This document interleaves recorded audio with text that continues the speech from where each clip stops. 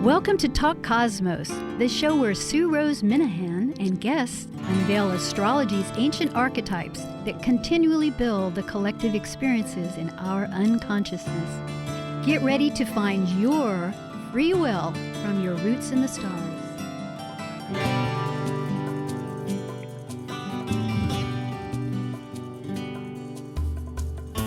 Well, hi once again. This is Sue Rose Minahan with Talk Cosmos, and tonight is January 25th. And for Eastern astrology, far Eastern in China, it is the year of the metal rat. Happy New Year for the next year. And this repeats on Thursday, and that's the 30th at 6 o'clock in the morning. And we're broadcasting out of Seattle, Washington. So all this timing, of course, is Pacific time. And we are in the new archetype of Aquarius. That's the 11th sign. It's one of friendship, of brilliancy. And it happens to be really ruled by the planet Uranus, which is newly in the last year in Taurus. So there are many dynamics between the Capricornian stellium that we've been experiencing since Christmas with the solar eclipse and then the lunar eclipse and the meeting of conjunction, as we say in astrology, of Saturn and Uranus. No, not Saturn and Uranus. That was in 2015, thank you. But rather Saturn and Pluto. And the cycle continues. So looking at the Far East, with their system of animals, really relates strongly to this emphasis of Uranus, because Uranus in the sign of Taurus relates to bodies, embodiment, feelings, touches, animal in a certain sense, our basic instinctive nature, because it is a pre-verbal sign along with Aries. It's before Gemini begins. So getting more information is useful in many ways. Tonight, my wonderful speaker is Rae Sapp. Rae Sapp is an evolutionary astrologer and certified. She's also with Mountain Astrologer, which is an illustrious campaigner of keeping the wide community of astrology so vibrant through Tim Terriker's great work over the last 20 or more years. It must be longer. It must be 40 years at least. And Rae can fill us in on that. He just passed, which was a tragedy that many realized because he was ill for some time. But from what I gather, his sensitivity and great warmth and spirit it still resonates with all of us, and it's through this great effort of Mountain Astrologer Magazine. So Rae, please fill me in on further comments on your own biography or anything like that, and then hi. Hi, Sue. Thanks for having me on. Yes, actually, the Mountain Astrologer Magazine first was published in November of 1987. So we are in our 32nd year. We'll be turning 33 in November. We miss Tim dearly. It was, such a journey all of us went on with his battle with thyroid cancer.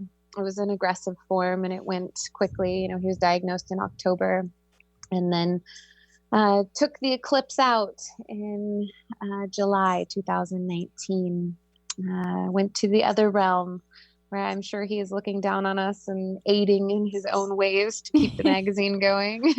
And it has, I work with an amazing team there. I am the operations manager at the Mountain Astrologer. So I currently have my fingers in pretty much every project, but just kind of making sure that we continue to thrive and, produce a really caliber publication of this beautiful language we share. Which you do indeed. It's just such a marvel. And because community, especially with Aquarius, is so important. And I know other astrologers, as we were passing through this tremendous Capricornian stellium, which we're still involved with.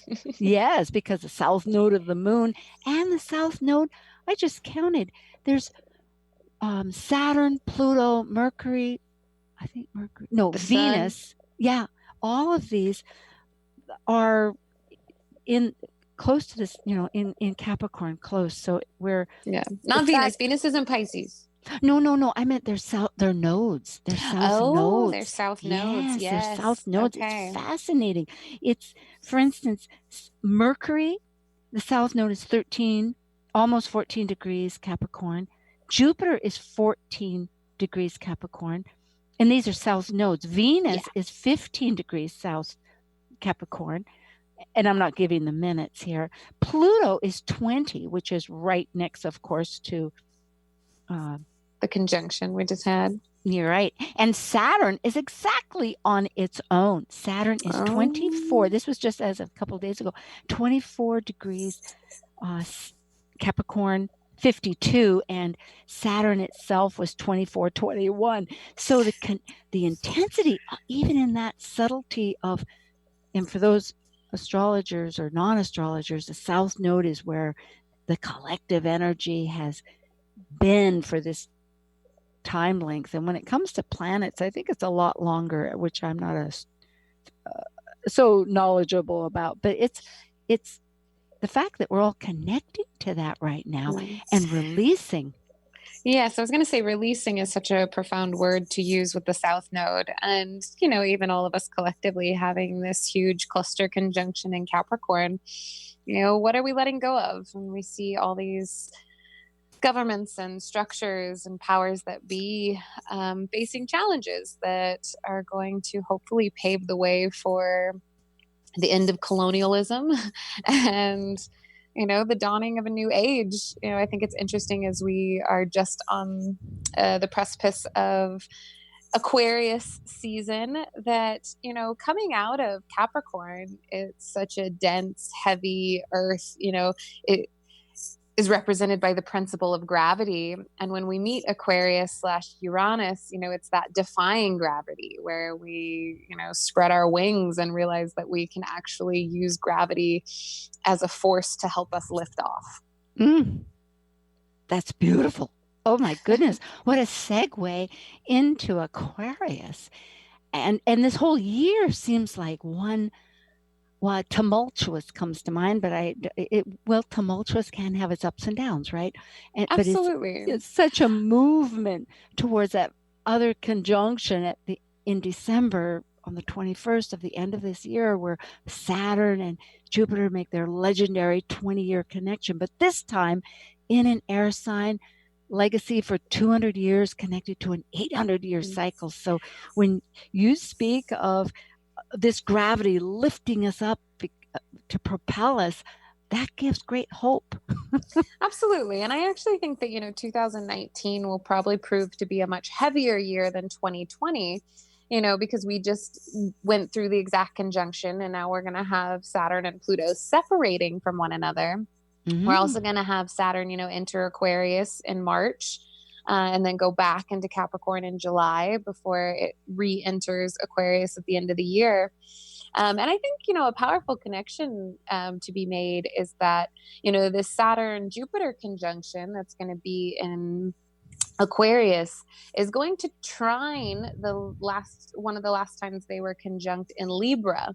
While their conjunctions have been not in air signs, that was the one exception in, 81, early 81? Yes, 1980, or it could have been early 81, but it's every 20, yes. Yeah. And so it's interesting that kind of early 80s period, we see both of these, the last Saturn-Pluto conjunction. Well, it would have had to be, excuse me, but Rae, it would have had to been in 1980 because Libra is back in October. You know what I mean? Because they were conjunct in Libra, so it would have had to been. I don't know when their exact conjunction was, but I know that it was, like late 80, early 81 that Saturn and Jupiter were conjunct in Libra. but yeah, so it's going to trine that. And again, kind of take us into the next few conjunctions being in air signs instead. But again, that kind of revisitation of that early 80s period where we had the Saturn, Jupiter in Libra, and then we also had the Saturn, Pluto in Libra. And now us in the Capricorn and Aquarius. It's kind of growing on, you know, the Libra being the lover's element, and then both Capricorn and Aquarius being parental and community oriented. Well, it does bring to mind the cardinal axis. They're all action cardinal signs. And the Libra with the other, particularly because we have Mars, well, first Venus and then Mars having the retrogrades. And so there's this huge emphasis on personal. Well, as you had said in the very beginning, we're having this shift from the colonialism, which is patriarch and just the hierarchy of me and thou instead of we. So this really, the fact that you're bringing in this reflection of the Libra, which is the other, so significant. And you know, right now, going to the Chinese astrology of the metal rat, seems like that's going to be, from what little I know, and I think, but it does seem quite energetic about. Yes, and I feel like especially us, you know, talking about the Chinese New Year, which is the beginning of the Lunar New Year, which always takes place at the new moon in Aquarius. And I feel like, could we have a better representation of the energy of Aquarius other than metal rat? You know, I feel like it's so encompassing. But it was interesting. You know, I did a little bit of diving into the Chinese zodiac, and the rat is actually the first animal in their wheel. You know, the rat is considered their first zodiac sign. Yes. And there is a legend that the Jade Emperor, who was known in Taoism as the ruler of heaven and earth, he summoned all the animals and told them that he was going to have a race, and that the first 12 to arrive would be slotted in order and given a spot on the wheel. And one of the legends within that was that the house cat was really good friends with the rat and told him to please wake him up for the race. But the rat did not wake up the cat for the race, which is why the house cat does not have a spot in the zodiac wheel. And it is said to be when they became mortal enemies. Oh. And one of the other things was that he also hitched a ride on the back of the ox to cross the river. And when he got across, he jumped off the ox's back and ran into first place, which leads us to better understand why the rat is known to be, you know, cunning and clever and kind of mischievous. Or manipulative, as I have read too. Another, a not quite so friendly term, but perhaps. Right, the shadow side of the rat. Yeah, yeah. But the other thing that's interesting, you know, Jupiter being a 12-year cycle, we see that there is a corresponding sign that Jupiter is in with each Chinese zodiac animal. Again, this isn't hard and fast. You'll see discrepancies. Like, for example, my dad was born in 1950 and has Jupiter in Aquarius, but he's a tiger. So anyways, the like natural designation is that when Jupiter is in Capricorn, it's rat season.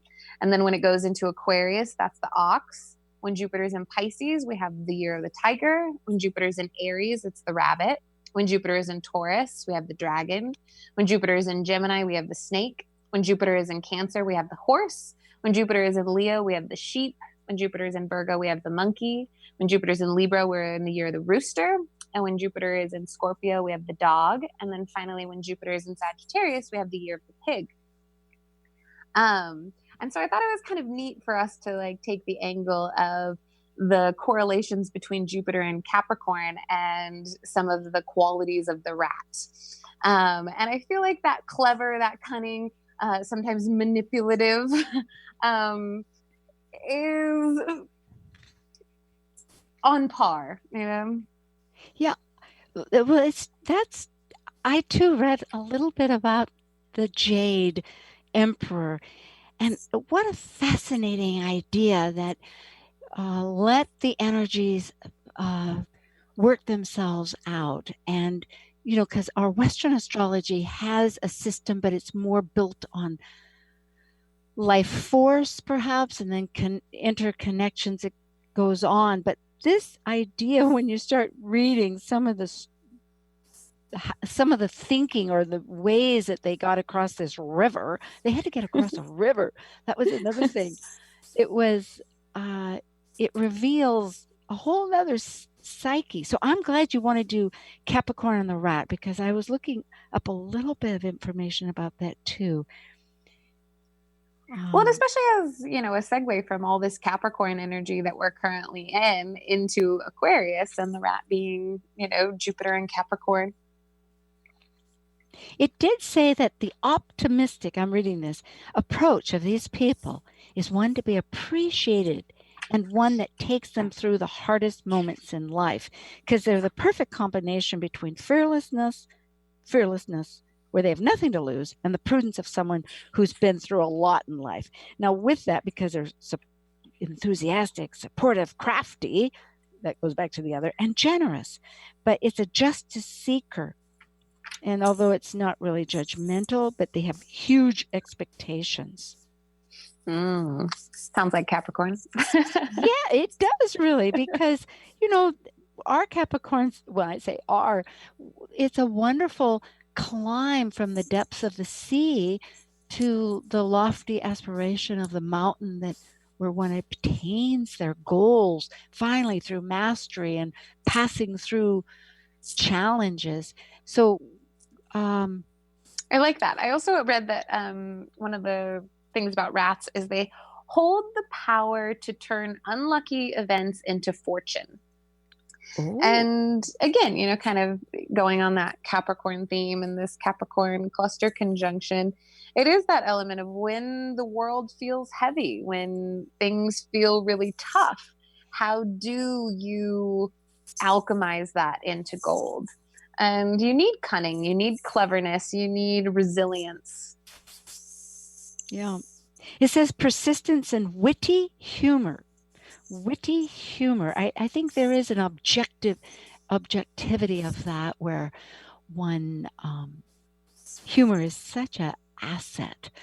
So I hadn't always thought of that with the Capricornian energy. Well, Capricorn really rules that kind of cynical humor, the satire. And it's interesting, I use this a bit, but I don't know if you're familiar with the Bogart from in Harry Potter. Okay, somewhat. Yes, there's many Bogarts. Right, many Bogarts in legend. But so in Harry Potter, the Bogart turns into whatever you are most afraid of. Mm-hmm. And what they learn in class is that the only way to defeat this thing that you're most afraid of is to turn it into something that makes you laugh. And so I really feel like Capricorn rules that idea of, and again, on the precipice of Aquarius as well, that, Capricorn and Aquarius tend to be the comedians of the world, because again, they can use that kind of dry satirical humor. But that boundary between fear and laughter, is it That's so true? Is it horrifying, or is it humorous? Yes, is it real, or is it what if it were, etc. And it reminds me too, when I was researching first about Hermes, Mercury, the god for that rules Gemini and Virgo, and that in ancient times, Babylonian and before, I believe, is that they really felt that because death and the recycling of life, Hermes actually is a psychopomp and can travel down below to the underworld and as a messenger. And really, it is that part of ourself that is the mortal and the spirit, the connector of all these threads. And so, but what people felt about laughter was that laughter protected them, that it was very important to laugh before praying, that it was like an And I think because it does dispel, must be because it dispels the fears like you were talking about. Yes. Or again, the way we use language, I think, is always very illuminating. But think about the statement dead serious. If you take everything too seriously, you might as well be dead. Oh, yeah. Hey, you know what I was just realizing? I was looking at your list because it goes rat and ox. Well, they are a team, really. And of course, in ancient astrology, too, before Uranus was seen, it was just a visible, and Saturn is the furthest visible planet that's usually, I mean, there are times you can see Uranus, but it's only a few slight moments of clarity in the sky around the right time in November.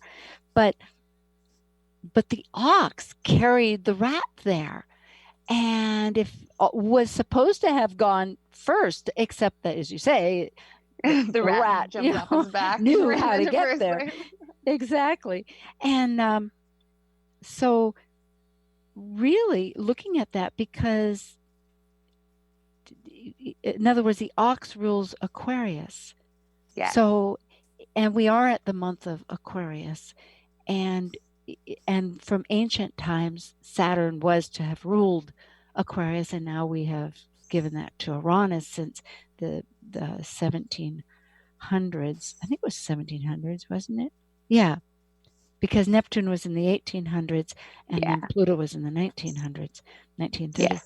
So in some ways, I mean, that's quite a relationship right there. I did look up Aquarius rat also, and again, it takes in a lot of the Aquarius aspects, but it does say industrious and sharp and social with friends.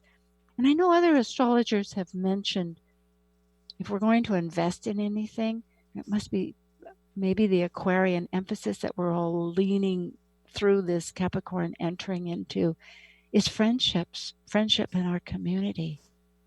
Yes. And what does community mean to us now, especially the way technology has changed and our ability to communicate with one another at the click of a button anywhere in the world? 100 years ago, that would have been considered, magic. Your lover went off to war and you didn't know if you'd ever see them again, let alone be able to speak to them. Yeah. And now like I said, our ability to connect at the push of a button is revolutionizing the way we communicate with one another, the way we relate and interact. And there are pros to that, and there's also cons. And how we navigate that, I think, is going to set the tone for this next millennia. Oh, I love your questions. They're really powerful because it is communicating, and it's also communicating within ourselves as to, like, we go back to this idea of the patriarchy or the colonialism, which again is power over necks instead of just cooperative we-ness. And that stems really with how we see ourselves, that communication within. This year, what with Venus retrograde, and those times for our audience, they extend. In other words, they, in the retrograde, which is an illusion coming from Earth, the appearance in the sky, but optical the way it cycles, yes, and it seems to go backwards. But yet, it's that recycling, or maybe not all about recycling, it could be, but reassessment of what actions we took. And so it's this long, from just a few weeks to months process as we go through it. And then we have Mars, which is altogether at least 6 months, if not longer. So we're going to be really communicating with other people and then wondering why we did. And ultimately looking at ourselves going, okay, what are my values? That gets back to Uranus right now in Taurus. The whole thing is, and I suppose, are we the rat on the ox's back or what? Right. And reevaluating, our stance and who helped us to get to first place. I think that's a big lesson of the rat is, acknowledging the ox as his, companion in winning. Yeah, I'm an ox. It's really Ah, interesting. okay. Yeah, and I was trying to remember what metal I mean, what energy I am if I'm but anyway, Yeah. I think we'll You take don't know your just, element? no, I'm trying to remember that. Okay. I don't Yeah, I'm know a if, fire tiger. oh boy. Oh, yum. That's good. I'm not sure if I'm wood or, oh, I should look that up. This is really a mystery. I should have known these things. That's amazing. Well, let's take a little break and we'll have just an announcement. And at this moment, you are listening to Talk Cosmos with Sue and Rae Sapp. And we're talking about the metal rat because it's Chinese New Year and integrating the whole year into many thoughts. So thank you, and we'll be right back.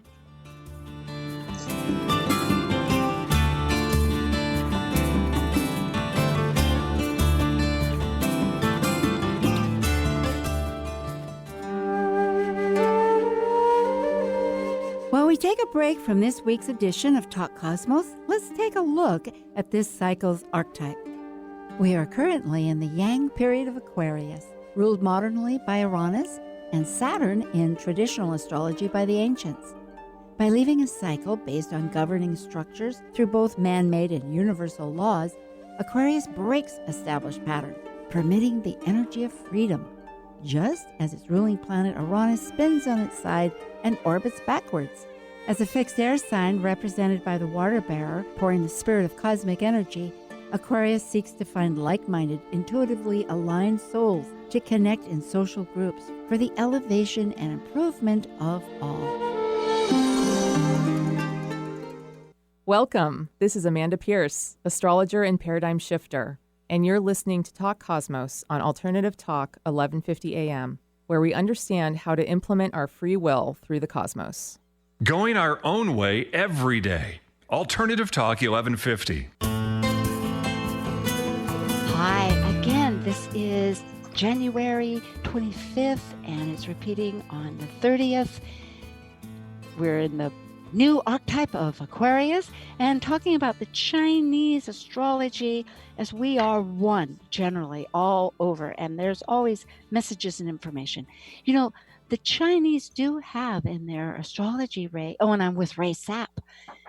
And you can check, just as a reminder, if you want to find out more about Rae, go to Talk Cosmos. You can subscribe for these shows. We'll give you a little notice in your email box, and you can go to guests and find out how to contact Rae. And there's also there's a moon phase, all kinds of goodies there. Well, right now, with the 5 elements of Chinese astrology, Rae, it's fascinating to me how that cycle of thinking, one feeds the next in growth, and then when you reverse it, destroys it.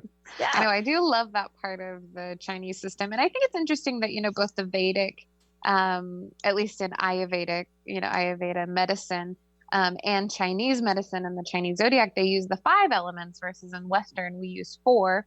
Granted, the 5 elements of Ayurveda and the 5 elements of Chinese are different. But yeah, no, especially this being a metal year, and we're coming out of an earth phase. Last year was the earth pig. And actually the last time that we had the year of the rat was in 2008, and it was the earth rat. And so the way, the elements work together is earth contains metal, metal carries water, fire melts metal, metal penetrates wood. So that, again, the way they all kind of interconnect is really a neat way of observing the way nature works with itself. It does. And from what I was reading, water, the dew condensation forms on the metal. Yes. So that's why it feeds the earth that makes the wood, if I think I've got that right, because it takes a little while to really connect how the relationship, is supportive of each. Yes. Well, and like you were saying, metal conducting water in the sense of, the condensation, and also that metal carries it. I guess you could have an earth bolt too, but. Well, yeah, I'm thinking in some ways that reminds me of electricity, I don't know if I'm reaching too much, but just the thought of electricity, you know, with water and the metal and conduction. Conducting. Yeah, exactly. But this year is a metal rat. So it's supposed to be a very productive time. And I'm thinking we're going through such a systematic release, as we had mentioned, with all this intense earth energy that it has its function. I mean, we need to be grounded, but yet I love your idea of propelling off to new explosive paradigms, you know, and yeah.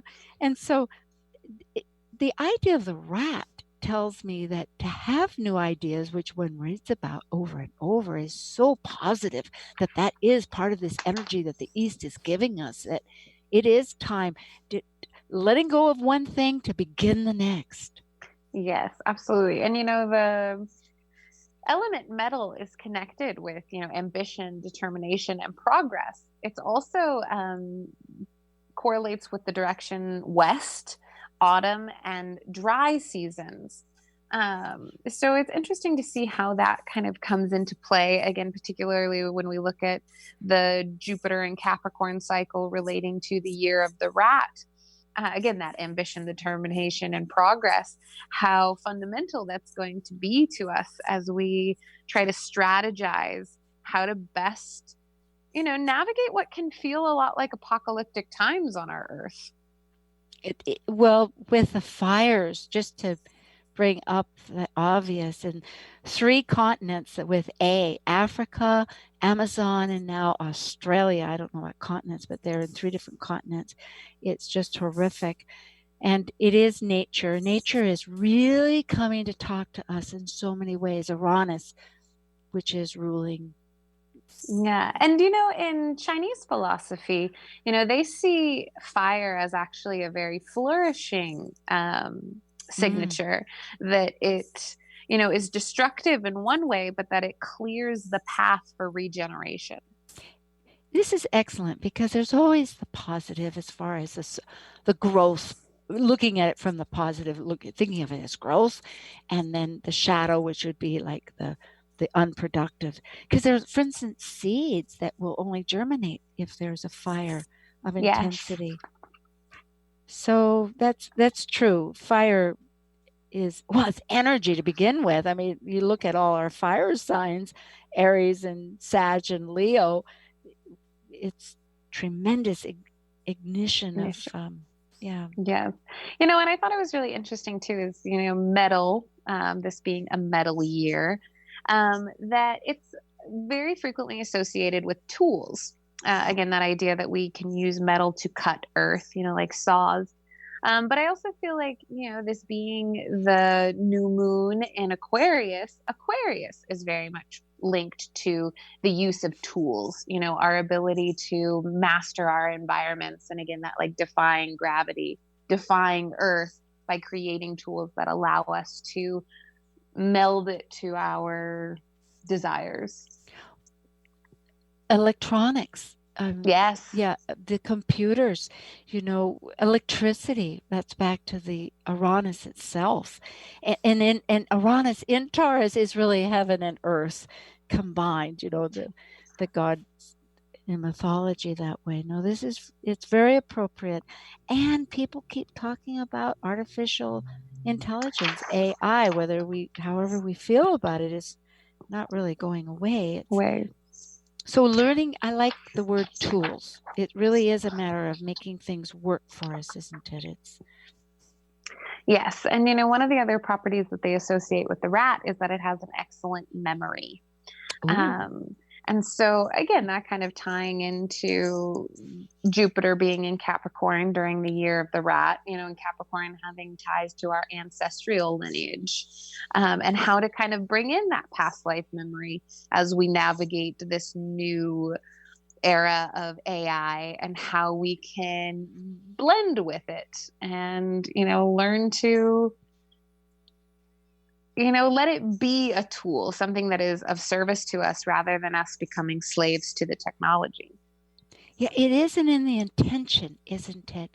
It's that judgment and that evaluation of of values. And it also reminds me, going back to that square that you mentioned, because of Libra back in 1980-81, during that time with the last one of the several conjunctions ago, because it's the year 20-year 2000. cycle, yeah. Yeah, which was in Earth. I think that one was in Taurus, the last of the Earth cycles.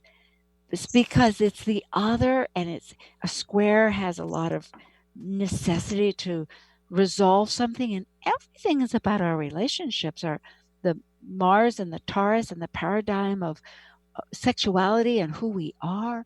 And because really, if you look at the paradigm of patriarchy, it's well, maybe I'm repeating myself, but it is more the parental forces where you have the leader and the child of leadership, and that's transposed into authorities of different sorts. And authorities are great.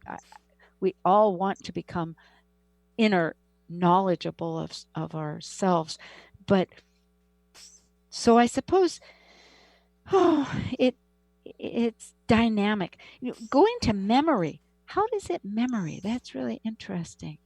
I think it has something to do with it being cunning and clever, and in order to be those things, you have to be able to keep lots of things in your mind, small details, intricate webs of understanding how things work together. Yep, I see. Yeah, looking at some of the Capricorn rat that I pulled up, it does say that about some of the detail. Let's see, they're adept at crafting the right words and easily switch from talking to a toddler or a serious conversation. So that's pretty knowledgeable of. But it's very many positive things. When I read about the animals, it's like even if they use whatever means that they did to get to their position in the race was part of a nature that's necessary. So someone has to be calculating in order to be first. And in this case, exactly, knew all the tools, right? Use the ox. Yes, ingenuity. Yeah. I thought it was really interesting. One of the other creation legends around the Chinese zodiac, as far as the rat, was considered to have bitten open the door for all creation, which was why he was chosen to be first. And another thing that's neat about the yin-yang element of the Chinese zodiac, again, we have the yin-yang also in the tropical zodiac, but they had said that the theory of yin-yang had to do with how many toes each of the animals had. And that if you had odd number toes, it was yang. And if you had even number toes, it was yin. And 0 toes is considered 0. But the interesting part about the rat is that the rat's front feet have 4 toes and their back feet have 5 toes, making the rat sometimes considered to be both yin and yang. And again, it being the first sign, kind of actually similar to Pisces. A lot of the time we look at it, it's almost like the beginning and the end. But what was neat about that is, again, in Chinese astrology, they actually also associate certain hours of the day to each animal. And so the rat rules 11 p.m. to 1 a.m. So again, we see that resonance again of he rules over the switching from one day to the next, from night to day, from p.m. to a.m. Yes. Well, this is memorable. Talk about memorable. I will always remember that, biting the door to open it, and you think of ingesting that. In fact, that does remind me that the rats eat seeds, and so it's important to eat nuts during that time. The Chinese really embody a lot of this thought. But the 4 and the 5, go ahead. And it really, musically speaking too, that's the 4th and the 5th. I'm just thinking, anyway. No, I thought it was really neat. And again, last time that I was on the show with you and we talked, we did the Capricorn archetype.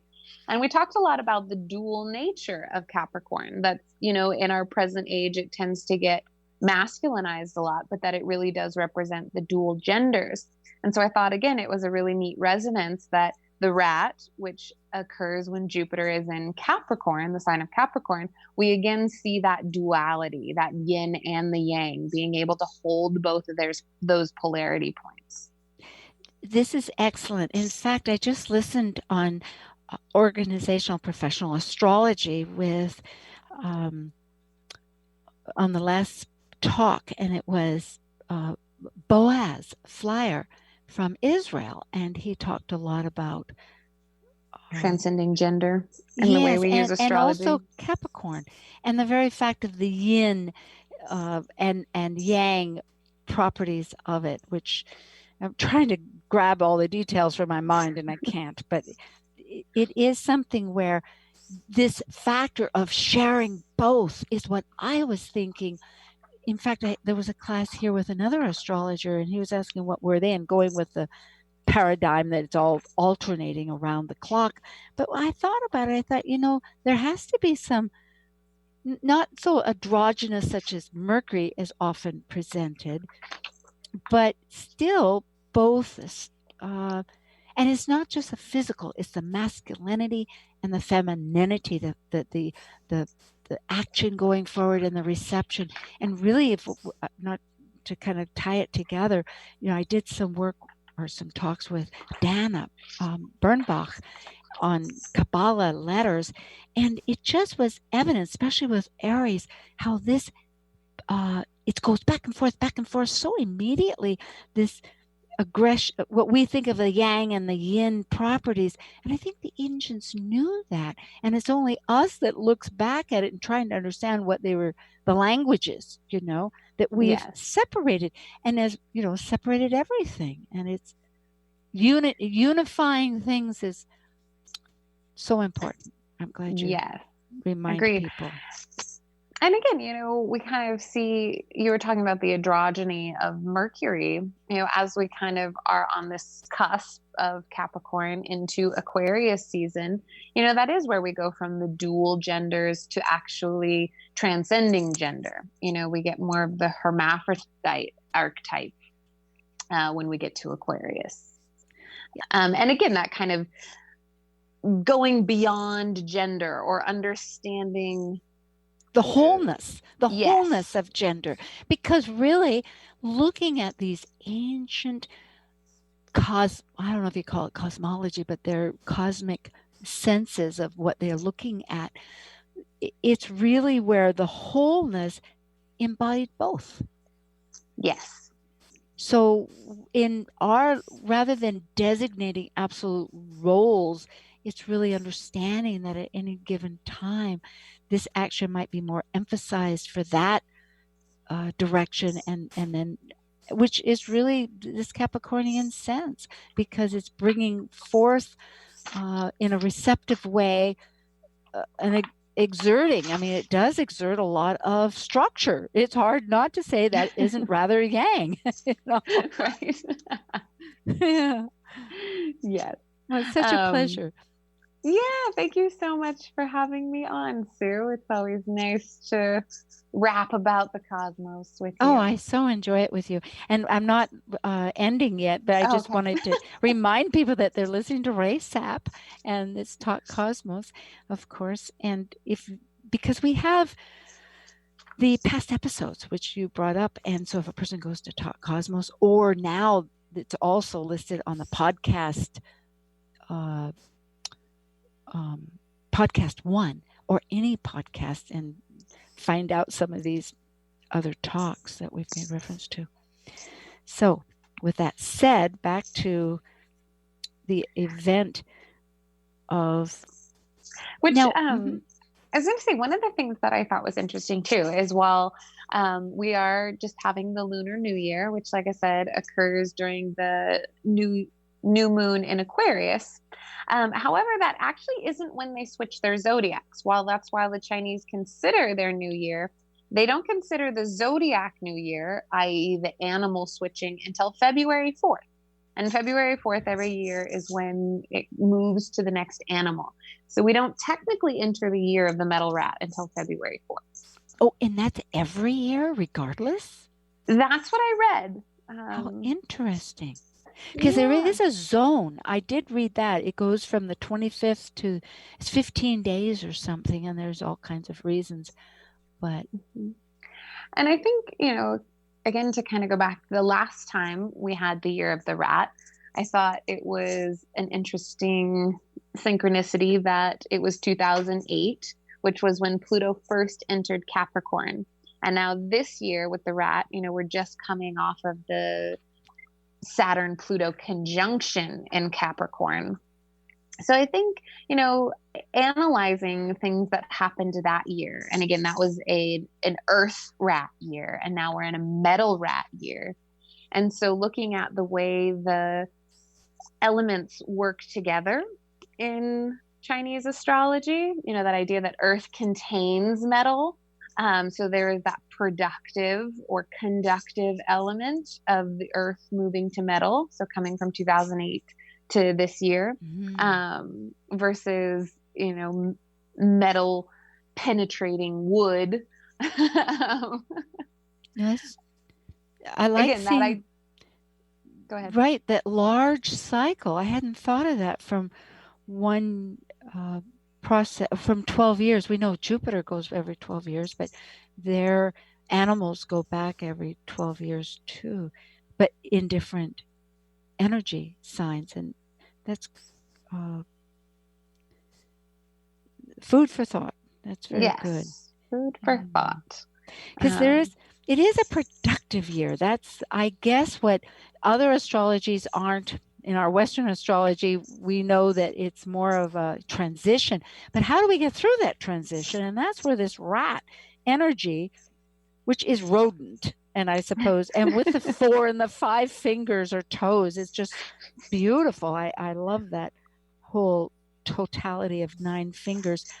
But I'm trying to see some other factors. Like, for instance, they say it's so many things that they have few friends, but they establish a special connection. So again, that takes us back to wanting to get our community going, and useful in so many professions and many opportunities. But what it says is work, and that must be back to that Capricorn, like you're saying, it's representing the Capricorn for Western astrology. Because work, if you're going to get to your goals, it's fine to know that they're going to happen because of the potentiality, but it still takes some details. A lot of effort. Well, and it's kind of that idea of, like we were saying, that 2019 was this very clearing year, this releasing, a lot of letting go, and kind of, demolishing unfit structures. And so here we are with kind of metaphorically this, blank foundation. And so now it's like, what do we want to build now that we have demolished what doesn't work? And again, it can feel scary. It can feel like everything you've ever relied on is gone, but it's also a very powerful position to have the freedom, kind of bringing in that Aquarius element with Saturn moving into Aquarius this year and Jupiter moving in at the end of the year. There's going to be this breath of fresh air. There's going to be more expansion. We've gone through this kind of contraction through the birth canal, and now it's, defying gravity. Let's go up. And there's a good reminder that the energies are separating. And looking at this too, there's the tearing things down. It's, in a sense, it's a guideline how to do that productively. For instance, we know that controlled fire is actually so helpful in reducing forests, and that the very many indigenous peoples know how to do this. Like in Australia, the Aboriginal, Aboriginal Yes. people are knowledgeable.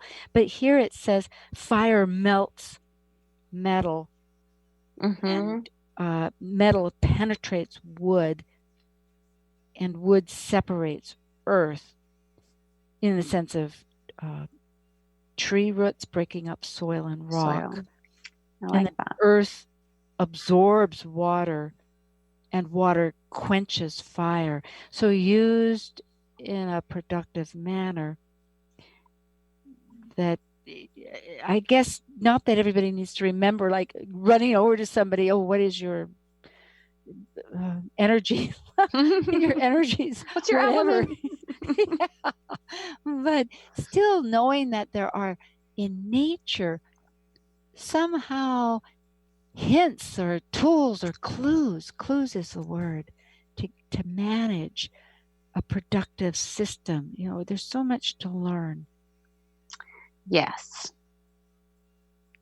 No, I really, again, I'm very attracted to lots of different systems. And I think as practicing astrologers, it's good for us to dabble in, all the different systems. And even if you aren't masters of every system, you can be knowledgeable about how the system was created and how it works together. I think it's one of those things that a lot of people, like even when we started, you knew that you were an ox, but you didn't know you were an earth ox. Yeah. People aren't always aware of what the element is. Yeah, I was just thinking, how is earth and wood? Well, let me say that next week, I better put this out right forward, but we're having our Cosmic Collaboration panel. That's the Aquarius Cosmic Collaboration panel on the 1st of February, and then it'll be on the 6th, on that Thursday, and it's with Amanda Pierce here in Seattle and Shannon Hayes in Seattle, and we're going to be talking about Uranus, the conductor. I think I have another title for it, but at any rate, it's going to be quite provocative, as they always are, and trying to delve deep. And tonight is with Rae Sapp. And Rae Sapp, again, is very fundamentally involved with Mountain Astrologer. And if you're unfamiliar with that, do look it up. It's so worth the investment. So regardless of whatever status you're on as far as knowing astrology, it's incalculably powerful. So it's been a treat. Thank you, Sue. Yes, it's an amazing publication, and we have, articles to please all appetites. We also have a student section, and we have an Eastern window. If Vedic astrology is your bent, we cater to that too. Oh boy, yeah, it's all inclusive. It truly is. Tim did. Well, it is a productive year, and I guess it's a good year for oxes, which I would guess it would be, because the ox helped that old rat. Right? What sign are you? I'm a fire tiger. Oh, that's right, the fire tiger. Oh, I love it. I think if you're going to be any tiger, it should be fire. Which is one of those interesting things. So I was born in 1987, so if you're at a Chinese restaurant and you're looking at, the years of which animal is associated with which year, which animal in which year, 87 is technically the rabbit. But because I was born January 2nd of 1987, it's before the Chinese New Year. Because again, the Chinese New Year is taking place now. It always occurs about the end of January, early February. So I am considered born in 86 in their calendar year. Oh, that's right. Yeah. And so I think it's always something for us, early January babies to keep in mind as they are considering which Chinese animal they are. Well, again, that brings us back to this amazing relationship between past and present, and the nodes, with our lunar nodes right now being in Cancer, is what we're going forward and releasing some of the structures that are crystallized and no longer performing, which is this huge transition. So we're all kind of inching and galloping and sinking and elevating and leaping. Maybe that's it. We all need to leap forward. Right? Leap gracefully into the year of the metal rat. Yeah. And again, I think the metal rat is incredibly fitting for us re-entering the roaring 20s. Yeah, let's... Oh, isn't that some something? Drums. Yeah, I hear it now. Rat-a-tat-tat-tat. Rat-a-tat-tat-tat. That's how it... Oh, that'll be our mantra. Yes. Well, I don't know if you're going to Zion this year. That's the OPA retreat, but if so, it'll be. I am trying to make that happen. Oh, so goody. We'll see. Yeah, and for those that aren't aware, there are these conferences that increasingly happen in different memberships with astrology. There's so many ways to connect and learn and expand. And really this business of the social part, very important for our communities. And so thank you. We will celebrate once again another New Year's and appreciate everybody listening. And it's just been a pleasure. So go and listen to past recordings with Rae and myself, and we'll try to do more of these. Great. Thanks so much, Sue. All right. Good night. Good night.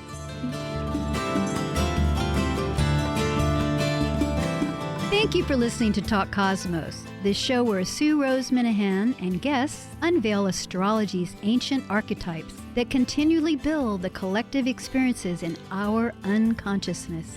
Be sure to tune in next Saturday at 6 p.m. to continue finding your roots in the stars.